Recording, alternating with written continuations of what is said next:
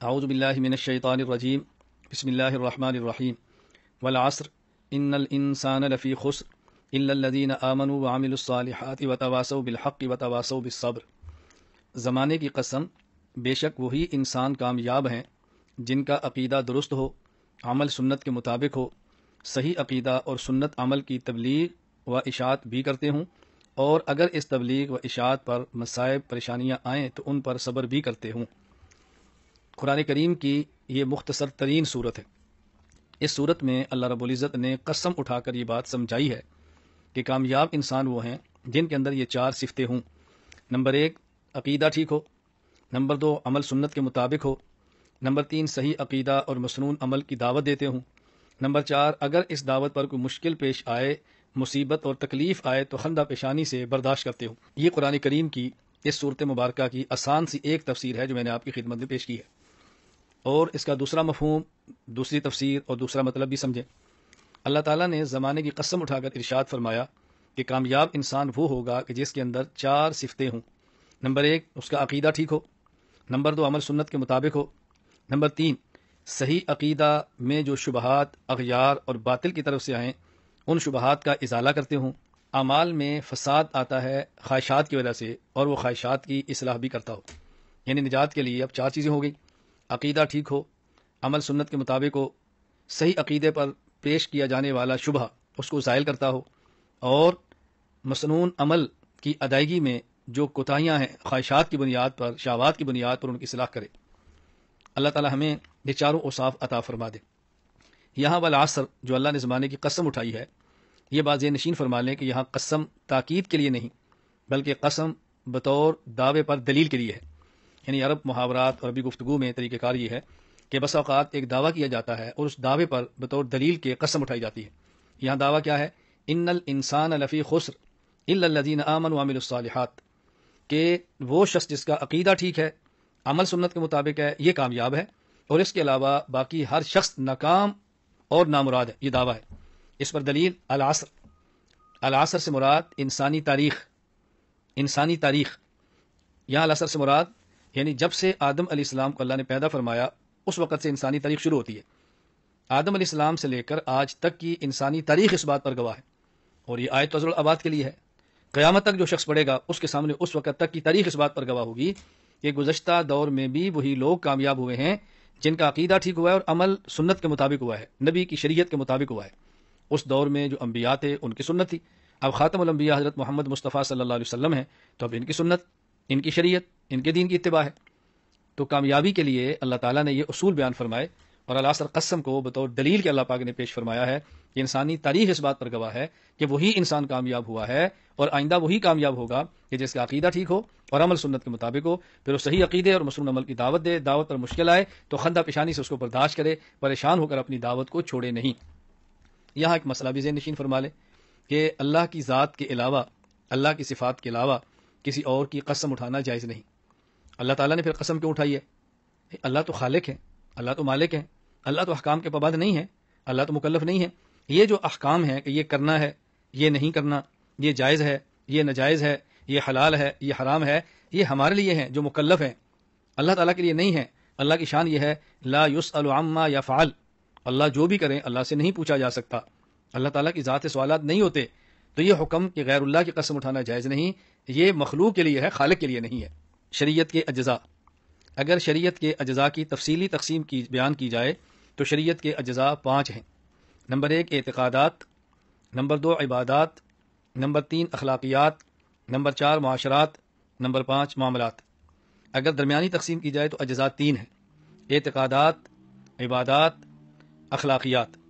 اگر نہایت اختصار سے تقسیم کی جائے تو شریعت کے 2 جز ہیں: عقائد، اعمال۔ اعتقادات، عبادات۔ ہم شریعت کے پابند ہیں۔ شریعت سے مراد وہ تمام باتیں جو رسول اکرم صلی اللہ علیہ وسلم اللہ سے لے کر آئے اور امت کو دے کر گئے، یہ ہے شریعت۔ تو شریعت کے بنیادی اجزاء کتنے ہیں؟ اگر تفصیل سے بیان کیا جائے تو ہم کہیں گے اجزاء 5 ہیں: اعتقادات یعنی عقائد، عبادات یعنی اعمال، نماز، زکوٰۃ، روزہ، حج، دیگر اعمال، جہاد، یہ اعمال۔ نمبر 3، اخلاقیات۔ اخلاقیات کا معنی اچھے اخلاق، اختیار کرنا، برے اخلاق سے بچنا۔ اچھے اخلاق کیا ہیں؟ صداقت، عدالت، سخاوت، شرافت، حیا، یہ اچھے اخلاق ہیں۔ اور برے اخلاق جن سے بچنا ہے، حسد، بغض، کینہ، عداوت، نفرت، باہمی رنجشیں، ان سے بچنا۔ نمبر 4، معاشرات۔ معاشرات کا معنی رہن سہن، ماں باپ کا اولاد کے ساتھ، اولاد کا ماں باپ کے ساتھ رہنا سہنا کیسا ہو، شوہر کا بیوی کے ساتھ، بیوی کا شوہر کے ساتھ رہنا سہنا کیسا ہو، ہمسائے کے ساتھ، دیگر رشتہ داروں کے ساتھ، حتیٰ کہ کفار کے ساتھ ہمارا رہنا سہنا کیسا ہو۔ معاملات، لین دین، تجارت، ہبہ، گروی کوئی چیز رکھنا، یہ جو چیزیں ان کو معاملات کہتے ہیں۔ تو اگر تفصیل سے بیان کریں گے تو ہم کہیں گے شریعت کے اجزاء 5 ہیں: عقائد، اعمال، اخلاق، معاشرہ، معاملات۔ اگر آپ اس کو تھوڑا سا مختصر کریں، اختصار پیدا کریں، تو ہم کہیں گے کہ شریعت کے بنیادی اجزاء 3 ہیں: اعتقادات، عبادات اور اخلاقیات۔ اعتقادات کا معنی عقائد، عبادات کا معنی اعمال، اور اخلاقیات کا معنی باطنی کیفیات جو انسان کو نیک اعمال پر مجبور کرتی ہیں، یہ ہے اخلاقیات۔ اب ہم نے یہاں معاشرات اور معاملات کو اعمال کا حصہ بنا دیا، کیونکہ معاشرہ بھی ایک عمل ہے اور معاملہ بھی ایک عمل ہے۔ ہم نے اس کو اس کا حصہ بنا دیا، جز بنا دیا، الگ سے ذکر نہیں کیا۔ اور مزید اختصار کریں تو پھر ہم کہیں گے شریعت کے اجزاء 2 ہیں: نمبر 1 اعتقادات، نمبر 2 عبادات۔ اعتقادات سے مراد عقائد، عبادات سے مراد عقائد کے علاوہ خواہ وہ اعمال ہوں، اخلاق ہوں، معاشرات ہوں، معاملات ہوں، یہ سب چیزیں اس کے اندر شامل ہیں۔ خلاصہ یہ ہے کہ شریعت مکمل ہم نے پڑھنی ہے اور مکمل شریعت پر عمل کی کوشش کرنی ہے۔ اعتقاد اصل ہے، عمل فرع ہے۔ صحیح اعتقاد کے بغیر آخرت کے عذاب سے نجات ممکن نہیں، جبکہ عمل صالح کے بغیر نجات کی امید ہے۔ البتہ معاملہ اللہ تعالیٰ کی مشیت کے سپرد ہے۔ اللہ تعالیٰ چاہیں تو اپنی رحمت سے معاف فرما دیں اور چاہیں تو قانون عادل سے سزا دیں۔ عقیدہ ایک بھی خراب ہو تو اسلام کی ساری عمارت خراب ہو جاتی ہے۔ شریعت میں بنیاد 2 چیزیں ہیں: اعتقادات، نظریات، جن کا تعلق انسان کے دل کے ساتھ ہے، اور اعمال، جس کا تعلق بدن کے ساتھ ہے۔ تو شریعت کے اندر 2 چیزیں ہیں: اعتقاد اور اعمال۔ اصل بنیاد عقائد ہیں اور اعمال اس کی شاخیں ہیں۔ جس طرح درخت کی جڑ نہ ہو، جڑیں ختم کر دیں تو شاخوں سے درخت تو نہیں رہ سکتا، شاخ تو ہری بھری تب ہوگی جب درخت کی جڑیں ہوں گی۔ اسی طرح اگر عقائد میں فساد آ جائے تو اسلام کی عمارت، اسلام کا درخت نہیں لہلہا سکتا۔ بنیاد عقائد ہیں۔ اگر کسی شخص کے تمام عقائد ٹھیک ہوں اور اس کے نامہ اعمال میں ایک بھی نیک عمل نہ ہو، وہ تب بھی جنت میں جائے گا۔ اور اگر کسی شخص کے تمام اعمال نیک ہوں، کوئی ایک بھی برا عمل اس کے نامہ اعمال میں نہ ہو، لیکن عقائد میں سے اس کا ایک عقیدہ بھی باطل ہو، ایسا شخص ہرگز جنت میں نہیں جا سکتا۔ یہ کوئی ہماری رائے نہیں ہے، قرآن کریم کا فیصلہ ہے۔ ان الذین کذبوا بآیاتنا، اللہ تعالیٰ قرآن کریم میں فرماتے ہیں جو ہماری آیات کی تکذیب کرتے ہیں۔ تکذیب آیات کا معنی کہ عقائد کو جھٹلاتے ہیں، نہیں مانتے۔ اللہ تعالیٰ فرماتے ہیں کہ یہ شخص وہ لوگ وہ ہیں کہ لا تفتح لهم ابواب السماء، اللہ اکبر، ان کے لیے تو آسمان کا دروازہ ہی نہیں کھلے گا، انہوں نے جنت میں کہاں سے جانا ہے؟ سبحان اللہ، اللہ تعالیٰ نے کس طرح بات واضح فرما دی ہے۔ اس لیے بات ذہن نشین فرما لیں، عقائد اصل ہیں، عقائد بنیاد ہیں۔ عقائد کی خرابی اور فساد یہ قابل قبول نہیں ہے، کسی صورت میں قبول نہیں ہے۔ اس لیے عقائد کو پڑھنا بھی اعمال کی نسبت زیادہ ضروری ہے، عقائد کو سمجھنا بھی اعمال کو سمجھنے کی نسبت زیادہ ضروری ہے، اور عقائد کی محنت بھی اعمال کی محنت کی نسبت زیادہ ضروری ہے۔ عقائد پر توجہ دیں، عقائد کو سمجھیں، عقائد کو پڑھیں، یاد کریں۔ عقائد بنیاد ہیں شریعت میں۔ عقیدہ اور عمل میں فرق۔ نمبر 1، عقیدہ اصل ہے اور عمل فرع ہے۔ جو فرق اصل اور فرع میں ہے وہی فرق عقیدہ اور عمل میں ہے۔ نمبر 2، عقیدہ کا محل دل اور اعمال کا محل بدن ہے۔ جو فرق دل اور بدن میں ہے وہی عقیدہ اور عمل میں ہے۔ عقیدہ اور عمل میں یہاں بنیادی ہم نے 2 فرق بیان کیے ہیں۔ عقیدہ اصل، بنیاد، محل فرع، شاخ۔ جس طرح کسی عمارت میں ایک بنیاد ہے اور ایک اوپر تعمیر ہے، اسی طرح عقیدہ شریعت میں بنیاد ہے اور اعمال شریعت میں تعمیر ہے۔ جس طرح درخت کی جڑ ہے اور اوپر درخت کی شاخیں ہیں، اسی طرح شریعت میں عقیدہ گویا کہ جڑیں ہیں اور عمل گویا کہ شاخیں ہیں۔ اسی طرح عقیدہ کا محل دل اور اعمال کا محل بدن۔ اس فرق کو سمجھیں۔ جو چیز جتنی قیمتی ہے اس کو رکھنے کا محل اتنا ہی زیادہ محفوظ ہوتا ہے، اور جو چیز قیمت میں کم ہو اس کو رکھنے کا محل نسبتاً محفوظ کم ہوتا ہے۔